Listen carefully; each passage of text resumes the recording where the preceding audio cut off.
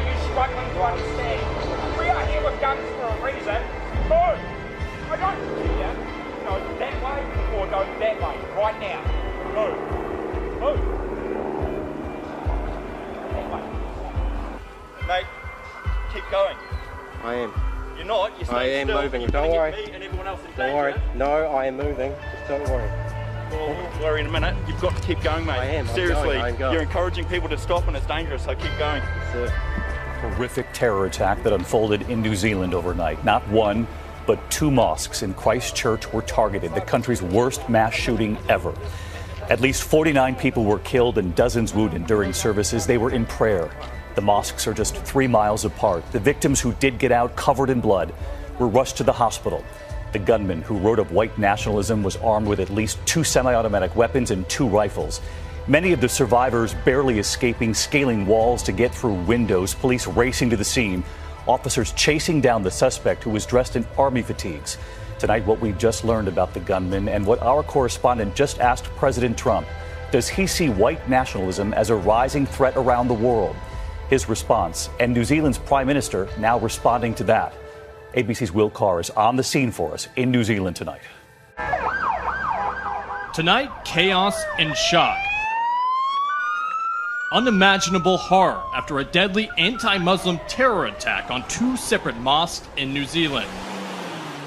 At least 49 worshippers dead, 48 more injured. Witnesses tonight described the terror when the first shots rang out. It was 1:42 when the gun started shooting. Everybody just run to the back doors just to save themselves. Witnesses say a gunman wearing all black, clad in a helmet and a bulletproof vest, entered the Al Noor Mosque in the city of Christchurch. He then ruthlessly opened fire during a packed Friday prayer service.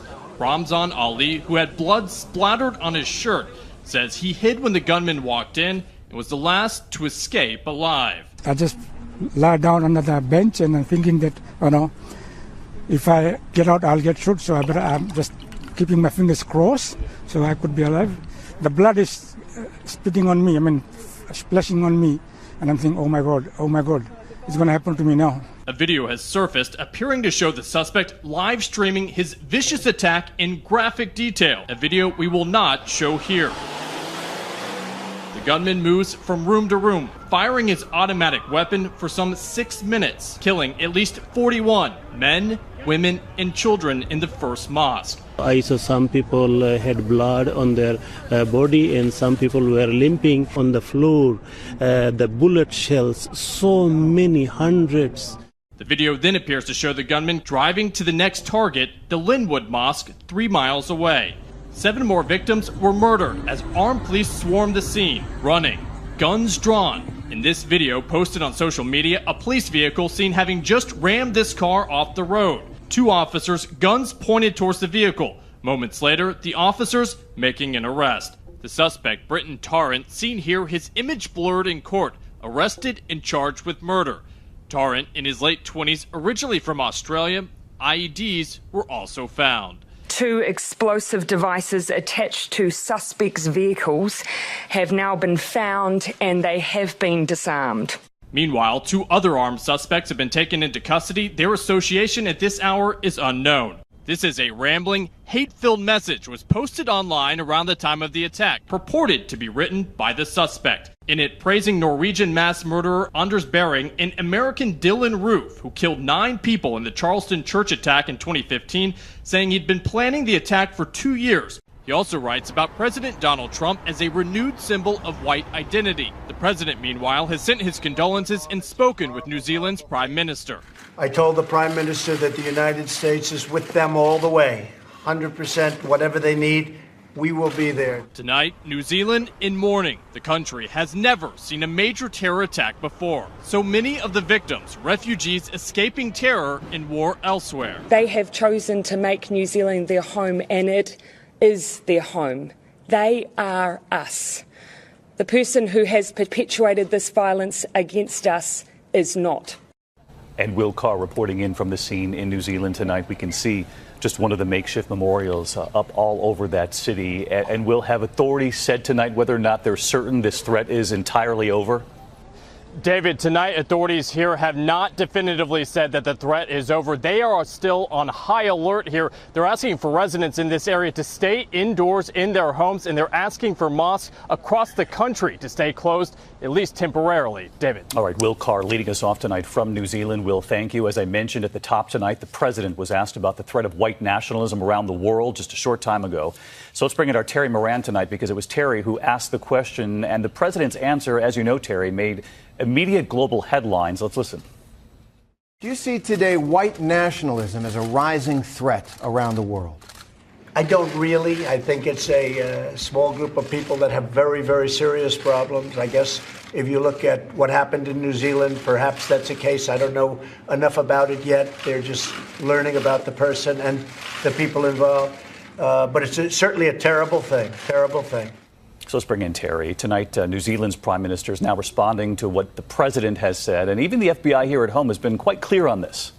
No question, David. The prime minister responded. She made clear she disagrees with President Trump. And as you say, the FBI, counterterrorism experts, law enforcement around the world, they would disagree too. The FBI says that hate crimes rose 17% in this country in 2017. And they also say, counterterrorism experts, that extremist-related killings, 70% of them were committed by members of the far-right or white supremacist movements in the United States over the last decade. And in Western Europe, the threat of terrorism by the far-right is on the rise, too. It's real, and it is growing.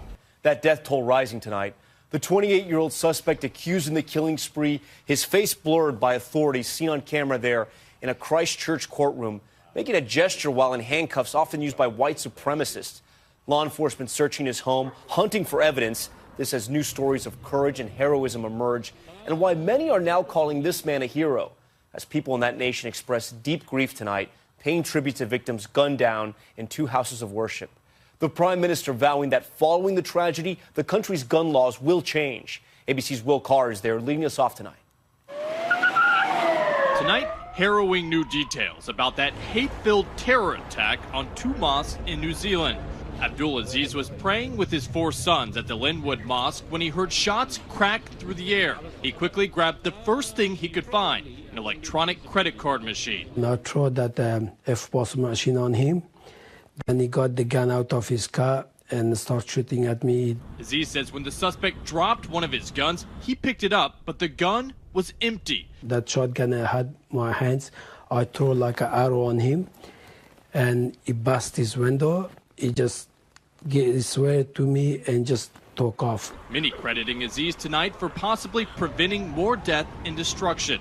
36 minutes after getting the first call for help, local police arrested 28-year-old Brenton Tarrant, an Australian native. Authorities in raiding his home over 200 miles away using a bomb disposal robot. Tonight, he's behind bars after appearing in court, his handcuffs shackled to his waist, his face blurred under New Zealand law, but his hate on full display, appearing to flash this symbol often used by white supremacists in front of the judge. You are Brenton Harrison Tarrant.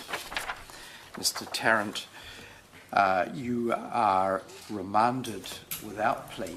Authorities call the suspect a self-proclaimed racist with a deep hatred for immigrants. He was heavily armed with 5 guns, including semi-automatics, a bulletproof vest, and left IEDs behind. Tarrant allegedly opened fire in the Al Noor Mosque during a packed prayer service, killing at least 41 men, women, and children in minutes, all while streaming the ghastly attack live online. Authorities say the killer then drove 3 miles to the Linwood Mosque, where the killing continued. At least 7 more worshippers were quickly slaughtered, and today 1 more dying in the hospital. Tonight, with burials underway, this community that is unaccustomed to any violence now mourning the loss of so many, including this 3-year-old boy. You don't have many mass shootings in New Zealand at all. Nothing at all that I can remember. Hold your loved ones close. Just tell them that you love them. And Will Carr joins us now from outside that first mosque that was attacked. And Will, investigators actively searching that area right behind you? That's right, Tom. Investigators are combing this area. They are going inch by inch, searching underneath cars and in grass, looking for shell casings. Also tonight, we're learning that authorities believe that the gunman targeted New Zealand because it's one of the safest countries in the world. And if he can pull it off here, he can pull it off anywhere.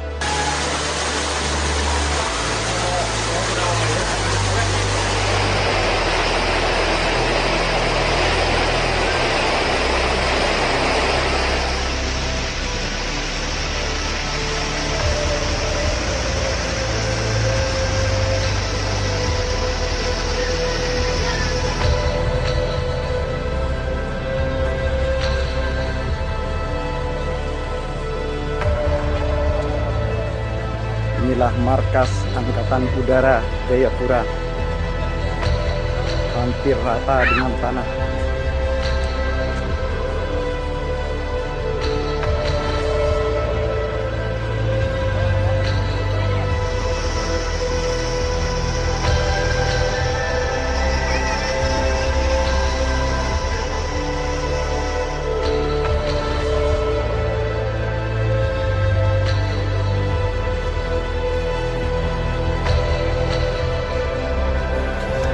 The rescue operation is underway in Indonesia after torrential rain triggered flash floods and landslides across the province of Papua, leading to widespread loss of life. At least 58 people have been killed in the disaster, with dozens more injured and more than 4,000 people displaced. Hundreds of houses and at least 3 bridges have been damaged by the floods. A military spokesman said the number of victims was likely to rise because not all areas affected had been reached. A 5-month-old baby was among those pulled out alive from the rubble of a house in the provincial capital of Jayapura. Disaster authorities say there is an increased risk of flash flooding due to deforestation in the mountains surrounding the town. The central government in Jakarta sent seedlings intended for tree planting to the region last year. Now to the major flood threat across the upper Midwest. Rescue operations in Nebraska and what's being called the worst flooding in decades. Officials declaring a state of emergency there. Several bridges washed out, the combination of melting snow and drenching rains turning deadly. Residents on the roof there in the eastern part of the state lifted to safety. Our Sam Champion tonight with the very latest.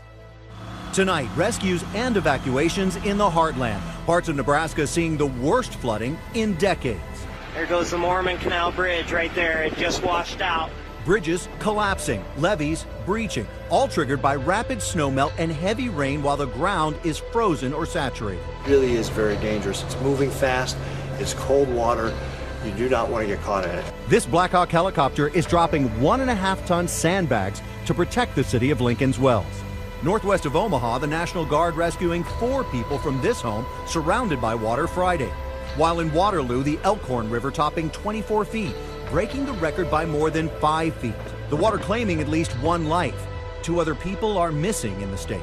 Dangerous flooding extending all the way to Wisconsin. Northeast of Madison, first responders going door to door this week. It's unbelievable. I just never expected it to be this bad. Flooding so bad that in the small town of Columbus, more than 40 people had to be rescued. And so many were trapped by that flooding. Sam Champion joins us now live on set. And Sam, where's all this water going? This is such a large area of flooding, Tom. Just take a look at the states that are involved here. Look at this in the big areas of green in the flood warnings from Nebraska into Iowa, also into Wisconsin. The green shows us where the worst flooding is, and many of these rivers have crested. Now look to the south because that's where the water's going. And so it's Kansas City, St. Louis, all in Missouri, also into Illinois. Those rivers will stay at flood stage well into next week. 1 child is dead and more than 500,000 people stranded as tropical cyclone Idai made landfall early Friday in the African country of Mozambique. The storm's flying debris reportedly killed a 3-year-old child, so sad, and injured several others. Before making landfall, flooding from the system had already killed more than 120 people in Malawi and Mozambique, making this the deadliest weather disaster of 2019. Flooding also destroyed many hospitals and schools, as well as thousands of homes. Now, in the city of Beira, storm surge, and we have it for you up here on the map, but storm surge cut off more than 500,000 people from the rest of the world. There was power knocked out during the storm, and officials say there is no communication with the city. Significant damage was also reported in coastal cities hundreds of miles away, and we do want to point out that there is a lot more rain. Some places could pick up 1 to 2 feet of additional rain through the weekend.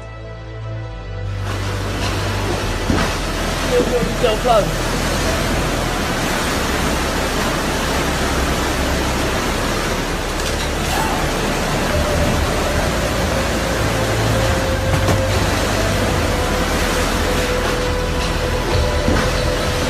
So close.